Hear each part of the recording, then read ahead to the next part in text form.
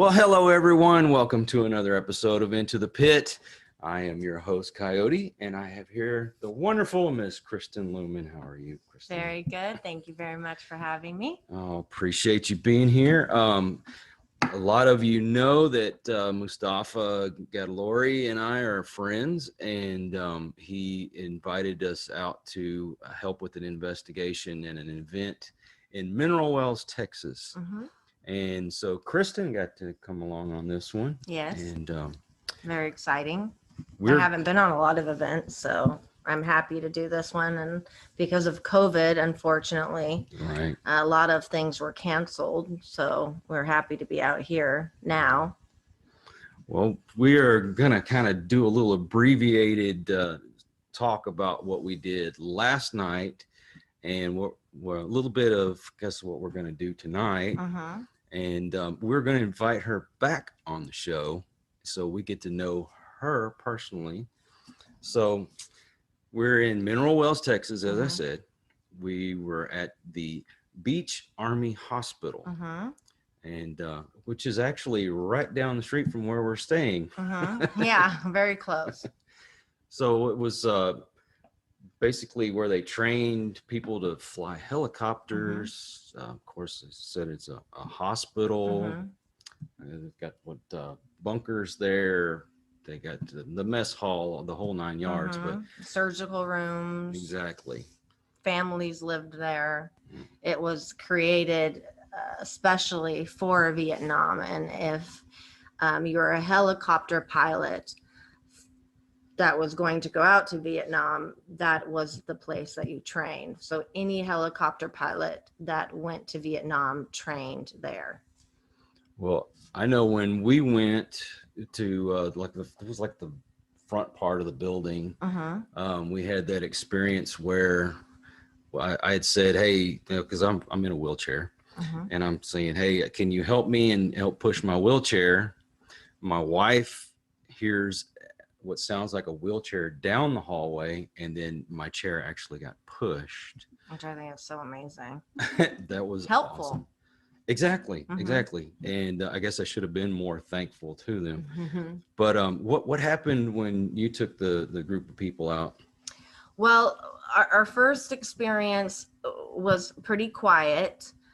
I did lead, which I actually have never done at an event, but I thought I would do it at this event because I do it myself. No. I led the group in a meditation, a very quick one. Usually on my own, I spend a longer time within the meditation, but just to reconnect with yourself, to balance yourself, to help you with any jitters, what I've experienced in my investigating that, and which I totally believe in. It's not pseudoscience. Obviously, the energy you put out is the energy you attract. And so I always like to put myself in a place where I possibly am more accessible to whatever presence may be there. And I also like to research how different different team members' interaction with each other also may create a more accessible environment. And in the beginning of Ghost Hunters, before we were really set up with teams and we were put with different team members, I was keeping track of who was experiencing the most events based on who they were with. However, then they changed it and put us with set partners, so I couldn't continue that experiment. However, with this investigation and with this group, I did take them through a meditation where we just sort of centered ourselves, relaxed, envisioned the third eye. There's, the theory of the third eye opening that makes you more intuitive, visualizing and imagining that. Our imagination is so powerful. Some people believe that they don't have an imagination or they can't imagine well. However, we wouldn't exist without an imagination, because if you think about it, anything that you do whether you're consciously aware of it or not, you visualize and imagine doing it before you do it. And, what you're going to wear in the morning, your work day, whatever that may be. And our visualizations on our imagination is so powerful. And it's actually the way that our brain speaks to us, because our brain speaks to us in our dream state, and you are experiencing those visuals, and that is actually your brain coming from the subconscious, telling you really what your true feelings about something is, or it's trying to, what we call venting dreams, trying to release anxiety in a very healthy way. That's nightmares. And even though they're uncomfortable to experience, it's actually a very healthy way for your brain to release any anxieties that you're experiencing in your life. So I always think the best way to speak back to the brain, in the same way that the brain speaks to us, is through visualizations and your imagination. So I took the group on visualizing and imagining that intuitive part of the brain opening up, and also opening up the heart energy. They used to believe that our energy mostly emitted from our brain. However, they discovered that actually we emit the most energy from our heart, and it can be detected up to 15 feet away. So I had the people in my group sort of visualizing and imagining the aura of their heart opening up and radiating out, and being more accessible and open to whomever may be there who would like to share any sort of message or just share their presence. So I want to interject something, kind of get off of the paranormal for a moment, but you're familiar with The Secret. Mm-hmm. Um, I, I love the books, Mm-hmm. watched the movies and things, and very big believer in it. Mm-hmm. So with meditation, and that's another way, I guess, that The Secret tells you, if you can visualize something, then you can manifest it. Mm-hmm. That's kind of part of meditating as well, right? Yes. Yes. Okay. And that it's a big part of meditating. And the thing that's really also awesome about the subconscious mind and meditating, meditation and hypnosis, well, I'm a hypnotherapist, are pretty much the same thing. The brain goes into the same um, area, if you will, down into theta waves when you are meditating, or whether you're in hypnosis. And when you are in that part of your subconscious mind, the subconscious mind does not know the difference between reality and your imagination. So when you visualize and imagine in that state, as well as your brain is aware, is that you are actually doing this. And that's why a lot of athletes and other people with their careers, when they visualize and imagine shooting that perfect shot or whatever, playing the piano perfectly, and they're in that state of mind, the brain actually thinks that you're doing it. So when you actually do physically do it, it believes it's already done it before. Okay. And that's why it can help so much for athletes or people who are trying to achieve their goals. It's funny that you just reminded me, when I was in school, I played football. I never knew why the coach would do this, but he would have us sit in the floor or lay on the floor in the locker room, turn out the lights, and he'd say, just think about the game, think about what you're going to be doing out on the field, and it usually really helped, get more focused when we were out there. And I never really put that together until just now. That's amazing. That's why your coach knew what he was doing. Yeah. But that first run was quiet. The second run, however, we were in the basement, and it was very quiet all the way through, but they had these lights that were hanging from the walls that were motion detector lights. And it really was actually difficult for them to go on. Even when you walked underneath them, it was still hard for them to turn on. If you waved underneath them and kind of jumped up and down underneath them, then they would go on. And Shauna, who works in the building and knows the building very well, has had experience where she's reached out to whomever may be in there and asked them to walk under these lights or let them know of their presence. by moving under these lights or turning these lights on. And so we were constantly asking for this.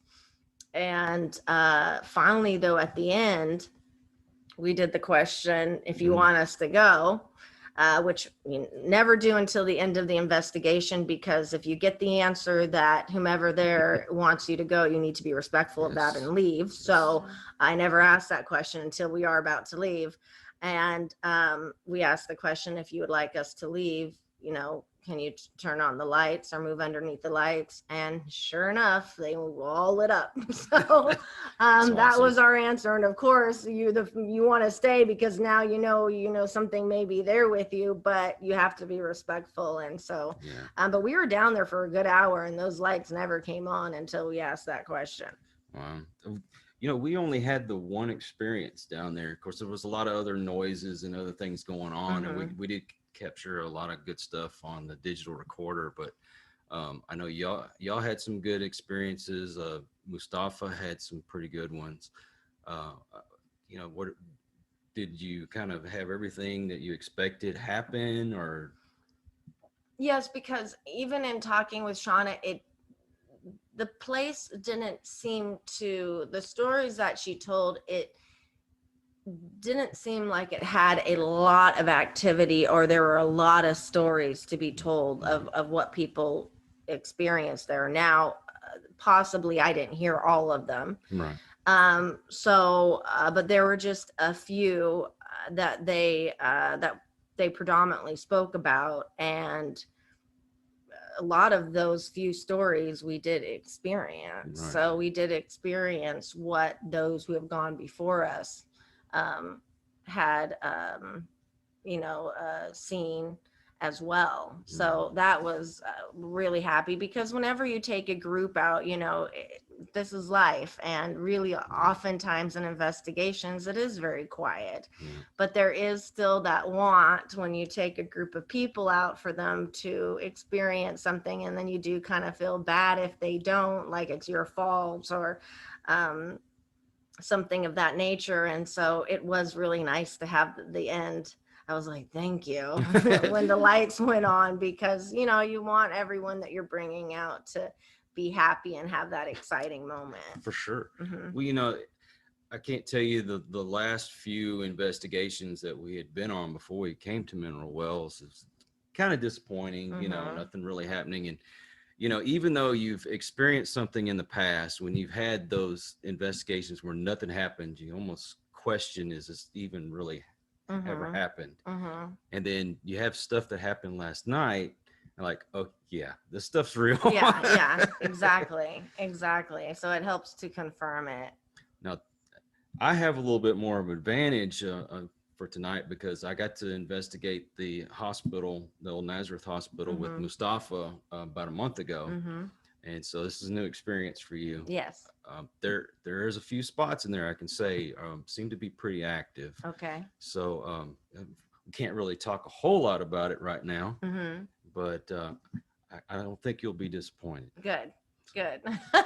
I never am, even if it is quiet. It always is still an amazing experience just to be able to be in an old location like that and hear the history. I mean, that's part of the blessing of, being on Ghost Hunters and other projects that I've done in the past, to be able to go into these old locations where many people are not allowed to walk through, or get to know or be told stories that many people haven't heard, is still just very fascinating to me, and I feel very lucky to be able to do that. Well, if you're like me, when you go to a location, the history alone is worth going out there. Yes, completely. Last night, Shauna, who's run both of these events, she has such great history on these buildings. And the people that have been through it, that even if you don't capture anything paranormal, if you'll just come out and check the places out, and it's well worth the money to pay to go into these places, because it's just fascinating to me. I love history. Me too. The hospital we're going to tonight, I'm not going to spoil anything for you. I want to let Shauna do it. Okay. Good. But unfortunately, I wish we could sit here and talk more about it, but we're kind of pressed for time. So we're off to investigate. Off to investigate. But like I said, I'm going to put her on the spot. He's going to hold me to it. I'm going to hold you to it. We're going to have her back on because I really want y'all to get to know her. She's an awesome person. Oh, thank you. And Thanks, Kyle. Thank you so much for being here. Of course. Thanks for having me. Thank you for inviting me. I appreciate it. And sorry we were short on time, but we actually got into some deep conversations right when I walked in the door. And then remembered that we had to record. And then and also we're short on time because we have to get to the investigation. Yes. So another time we will get in more depth of getting to know each other better as well. So we'll do this again. Well, I have to say, everybody on the Ghost Hunters team, all of you have been so wonderful to us. Oh, good. That makes me happy. They are a good group of people. Oh, yeah. Even Brandon. We couldn't have managed without Brandon, him and his tech mind. Oh, my gosh. Yeah. He brought stuff to, I think, the paranormal world that, I mean, he did actually, that hasn't been used before with the photon camera. That really blew my mind. And I think could not wait for that. Yeah, it's the new technology and device that I think needs to be brought out on every investigation now. For sure.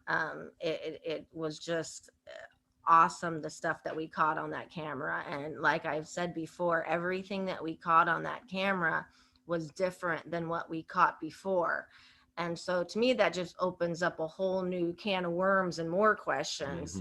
However, they're hard to get, those cameras, and they're very pricey. So we were very lucky that he had a friend that allowed us to borrow it. And I think it is very important, and we've said this before, for any investigation to use equipment that was especially made for science, as opposed made for paranormal investigations, because then it's already created with a bias in it. And when you're using something that was created for science to prove the science and paranormal, I think it just makes it that much more credible. Oh, yeah. Well, if ever there's going to be absolute definitive proof that there are ghosts, Brandon is going to be the one to find it. Yes. And he has, actually. I mean, I think the stuff we caught, in Clifton, Arizona, and at the Fort Stanton, I mean, that to me, with that camera, there's no denying it. And we had scientists and all kinds of people who know more about that, the science part of it, than we do, check that footage out and had no explanation for it. There's no denying the stuff that he got. But, we'll get into another hour's worth of conversation. Yes, I know. Here we go. But yeah, thank y'all for your support, and let's get Kristen back on the show soon. Okay. Thank you, Kyle. I appreciate it. Thank you. Thank you, guys. Catch you on the next one. Bye. Poor boy.